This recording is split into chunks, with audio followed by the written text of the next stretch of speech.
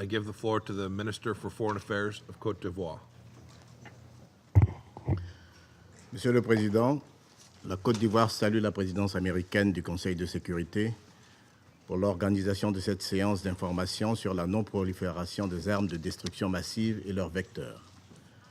Le thème du présent débat est d'autant plus pertinent qu'il intervient dans un contexte marqué par des violations récurrentes des traités internationaux et des résolutions du Conseil de sécurité visant l'interdiction de la production, du stockage, du transfert et de l'utilisation des armes de destruction massive.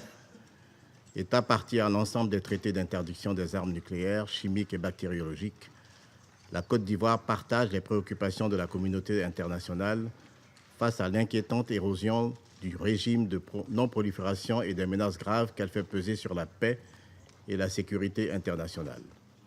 Monsieur le Président, les tensions sécuritaires persistantes dans la péninsule coréenne, induites par les ambitions nucléaires de la Corée du Nord et des informations faisant état de violations du régime des sanctions imposées par le Conseil de sécurité, sont emblématiques des menaces que représente la prolifération des armes de destruction massive.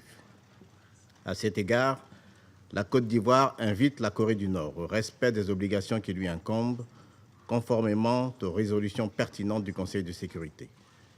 Elle encourage les autorités nord-coréennes à prendre toutes les mesures nécessaires en vue de la dénucléarisation de la péninsule coréenne. La Côte d'Ivoire salue les récentes mesures prises par Pyongyang à cet effet, dont la plus marquante reste à ce jour le démantèlement de son principal site d'essai nucléaire de Punggye-ri. Il l'exhorte à faire davantage afin de créer un environnement de confiance réciproque avec tous les États de la région, ainsi que toutes les parties prenantes à la question du nucléaire nord-coréen. Mon pays se réjouit par ailleurs des mesures d'apaisement ayant permis la restitution des dépouilles de soldats américains décédés pendant la guerre de 1950 à 1953, ainsi que de la tenue du sommet historique du 12 juin 2018 entre les présidents Donald Trump et Kim Jong-un. Monsieur le Président, la paix et la stabilité durable dans la péninsule coréenne ne seront possibles que par l'engagement de tous les États de la région à privilégier le dialogue et le règlement pacifique de leurs différends. À cet effet, mon pays est d'avis que les parties prenantes doivent renforcer entre elles les relations de confiance. À cet égard, il note avec satisfaction le réchauffement des relations entre les deux Corées, matérialisé par le 3e sommet en un an entre les présidents nord- et sud-coréens à Pyongyang en septembre.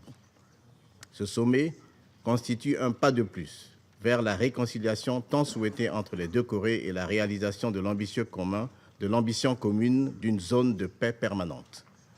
Cette rencontre consolide les bases de la déclaration de Panmunjom, signée le 27 avril 2018, ainsi que les acquis des deux précédents sommets, notamment la réduction des tensions politiques et militaires, la coopération intercoréenne et la dénucléarisation.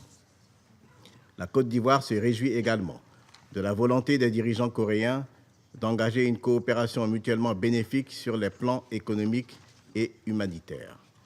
Elle rend hommage aux artisans de ces avancées, notamment les États-Unis d'Amérique et la Chine, et forme le vœu que la dynamique de détente en cours aboutisse à la signature d'un traité de paix et à la dénucléarisation totale de la péninsule coréenne. Le Conseil de sécurité a le devoir de soutenir et d'accompagner le processus de normalisation en cours. Sa fermeté quant à la mise en œuvre du régime des sanctions et son unité d'action dans la promotion du respect des traités internationaux contre la prolifération des armes de destruction massive seront tout aussi déterminants. Monsieur le Président, la Côte d'Ivoire réitère sa conviction que seul un engagement collectif de notre Conseil à soutenir le dialogue entre toutes les parties constitue la voie la plus sûre de parvenir à la résolution de la crise actuelle dans la péninsule coréenne. Elle réaffirme également son attachement aux vertus du multilatéralisme et appelle au renforcement des cadres internationaux au sein desquels s'élaborent des solutions consensuelles aux défis contemporains. Je vous remercie.